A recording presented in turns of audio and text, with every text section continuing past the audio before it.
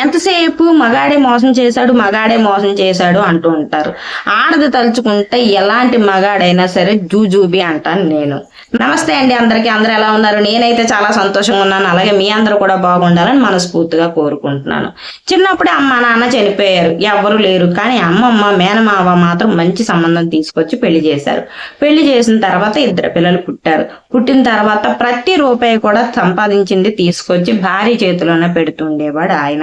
పెట్టిన తర్వాత ఏ మగాడికైనా ఒక చిన్న వీక్నెస్ ఉంటుంది. అలాగే ఆయనకు కూడా మందు అలవాటు ఉంది. ఈ మందు అలవాటు ప్రతిరోజు కూడా తాగిన డబ్బులు అతను తాగేసి మిగతా డబ్బులు ఇస్తుంటే ఆవిడకి నచ్చేది కాదు. రెండోది, ఆవిడ ఫోన్ ఎవరితో మాట్లాడుతున్నా, ఎవరితో సరే చాటింగ్ చేస్తున్నా సరే అతనికి నచ్చేది కాదు. ఎవరితో క్లోజ్ గా ఉంటున్నా ఆయనకు నచ్చేది కాదు. నువ్వు ఇట్లా ఉంటే నాకు నచ్చదని చెప్పేసి తాగేసి వచ్చి గొడవ పెడుతుంటే ఈమెకి నచ్చేది కాదు. నన్ను ఇలా అడగడం ఏంటి అని చెప్పేసి, నా స్వేచ్ఛకు అడ్డు రావడం ఏంటి అని చెప్పేసి కోపం వస్తూ ఉండేది. ఇంతలో అందరికీ తెలిసిందే కదా సోషల్ మీడియాలోని ఇన్స్టాగ్రామ్లోని యాప్ల్లోని ఆవిడకి ఒక్కొక్కరు పరిచయం అవ్వడం మొదలు పెట్టారు. పరిచయం అయిన ప్రతి ఒక్కరితోటి చాటింగ్లు చేయడం మొదలు పెట్టింది, మెసేజ్లు చేయడం మొదలు పెట్టింది. ఇంతలో ఆవిడకి ఇంకా క్లోజ్ గా ఒకరు పరిచయం అయ్యారు. పరిచయం అయిన తర్వాత ఒకరికొకరు ఎక్కువ రోజులు చాటింగ్ చేయడం మొదలు పెట్టుకున్నారు. నేను ఇట్లా నేను పలానా దగ్గర ఉంటాను, నేను ఇలా అని చెప్పుకోవడం మొదలు పెట్టారు. అయితే ఒక రోజు మన ఇద్దరం చూసుకుందామా అనుకున్నారు. అట్లాగే ఒకరోజు చూసుకున్నారు. ఒకరికొకరు ఇద్దరు నచ్చారు. ఒకరి పరిస్థితులు ఒకరికి చెప్పుకున్న తర్వాత అయితే నీ భార్యతో నువ్వు విడాకులు ఇచ్చి నా భర్తతో నేను విడాకులు ఇచ్చేసి నీ దగ్గరకు వచ్చేస్తాను అని చెప్పేసి ప్రామిస్ గా దేవుడి మాటగా చెప్పి ప్రేమ మాటలు చెప్పి ఒప్పించింది. అలాగే ఈవిడి మాటలు విని అతను భార్యకి విడాకులు ఇచ్చేశాడు. ఏదో గొడవ పెట్టుకుని భార్యకి నాకు నచ్చలేదంటూ విడాకులు ఇచ్చేశాడు. కానీ ఈమె ఏం చేసింది? తెలివితేటలుగా భర్త నన్ను కొట్టాలి, నా తప్పు లేకుండా నన్ను భర్త కొట్టాలి, నా తప్పు ఉండకూడదు, ఆ కారణం చెప్పి నేను ఇంట్లోంచి వెళ్ళిపోవాలని తెలివితేటలు ఉపయోగించింది. అలాగే ఒక రోజు నాడు భర్త కొట్టడమే తరువు నేను ఇంక ఇంట్లో ఉండనని చెప్పేసి ఇంట్లో నుంచి బయలుదేరిపోయి ప్రేమించిన వాడి దగ్గరికి వచ్చేసింది.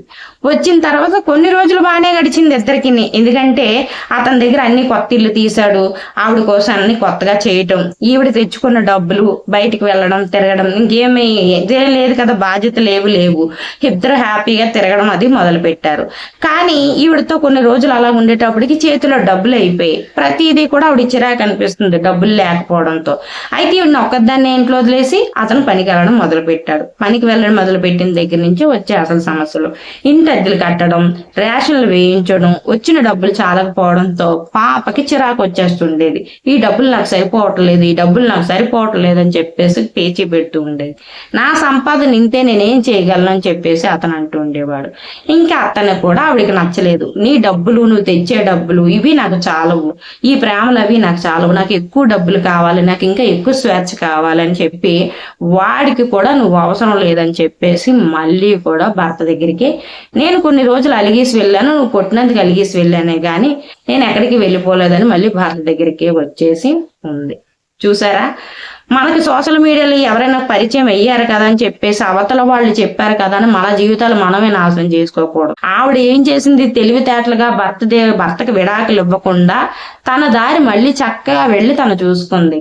ఆవిడ పరిచయం అయింది కదా, జీవితాంతం నాతో ఉండిపోతుంది కదా అని ఆవిడని నమ్మి ఎర్రిపప్పు అయిన వ్యక్తి ఎవరైనా ఉన్నారంటే ఇతనే. అక్కడ ప్రేమించిన ఆవిడ లేదు, ఇక్కడ పెళ్లి చేసుకున్న ఈమెకు కూడా విడాకులు ఇచ్చేసి ఏ దారి లేక గోదావరిలోకి మునిగిపోయాడు. ఇలాగా మనం ఎవరైనా పరిచయం అయ్యారు అని అంటే వాళ్ళ కోసం జీవితాలు నాశనం చేసుకోకండి.